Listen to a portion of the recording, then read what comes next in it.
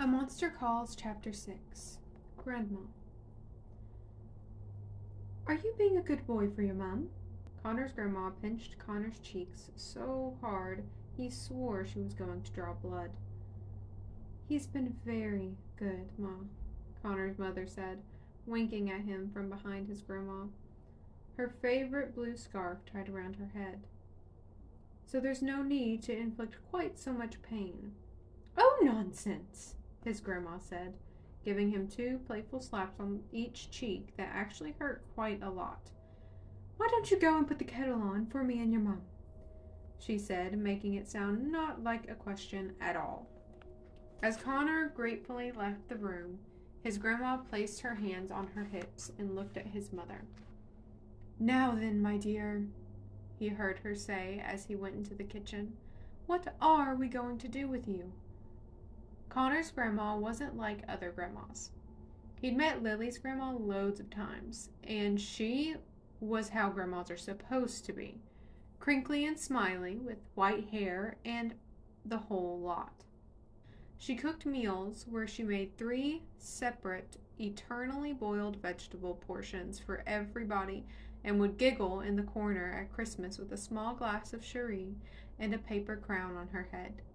Connor's grandma wore tailored pantsuits, dyed her hair to keep out the gray, and said things that made no sense at all, like 60 is the new 50, or classic cars need the most expensive polish. What did that even mean? She emailed birthday cards, would argue with waiters over wine, and still had a job. Her house was even worse, filled with expensive old things you could never touch. Like a clock she wouldn't even let the cleaning lady dust.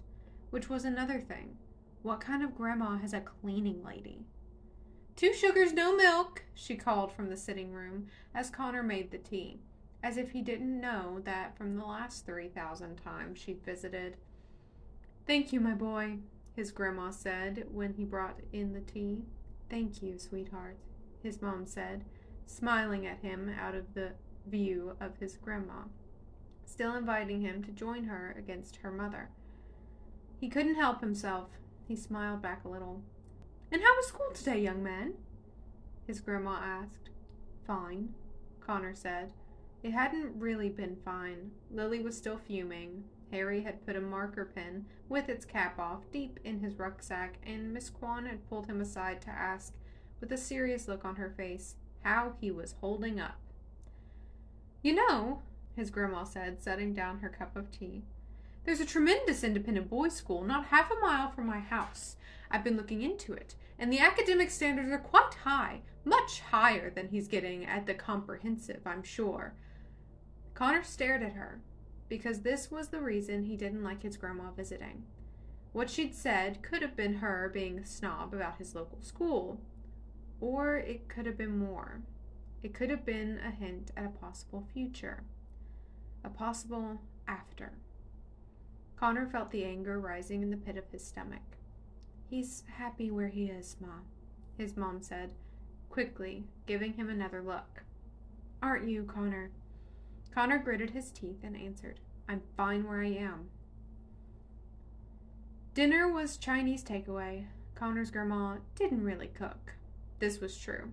Every time he'd stayed with her, her fridge had held barely anything more than an egg and half an avocado.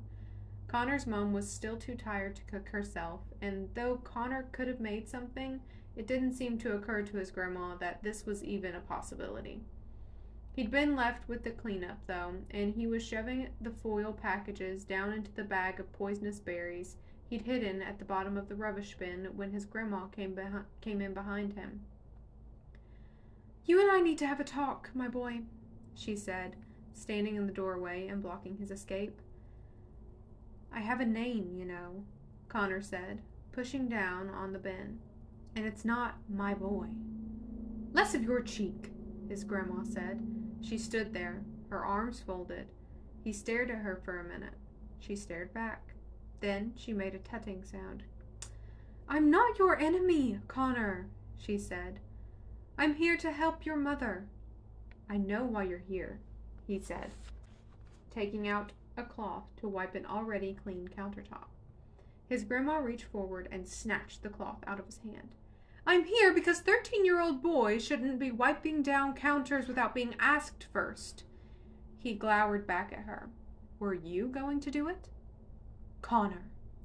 Just go, Connor said. We don't need you here. Connor, she said more firmly. We need to talk about what's going to happen. No, we don't. She's always sick after the treatments. She'll be better tomorrow. He glared at her. And then you can go home. His grandma looked up at the ceiling and sighed. Then she rubbed her face with her hands, and he was surprised to see that she was angry, really angry, but maybe not at him. He took out another cloth and started wiping again, just so he wouldn't have to look at her. He wiped all the way over to the sink and happened to glance out of the window. The monster was standing in his backyard, big as the setting sun, watching him. She'll seem better tomorrow, his grandma said, her voice huskier. But she won't be, Connor. Well, this was just wrong. He turned back to her. The treatments are making her better, he said. That's why she goes. His grandma just looked at him for a long minute, like she was trying to decide something. You need to talk to her about this, Connor, she finally said. Then she said, as if to herself, she needs to talk about this with you. Talk to me about what? Connor asked. His grandma crossed her arms. About you coming to live with me. Connor frowned, and for a second the whole room seemed to get darker. For a second it felt like the whole house was shaking. For a second it felt like he could reach down and tear the whole floor right out of the dark and lonely earth. He blinked. His grandma was still waiting for a response. I'm not going to live with you, he said. Connor, I'm never going to live with you. Yes, you are, she said. I'm sorry, but you are.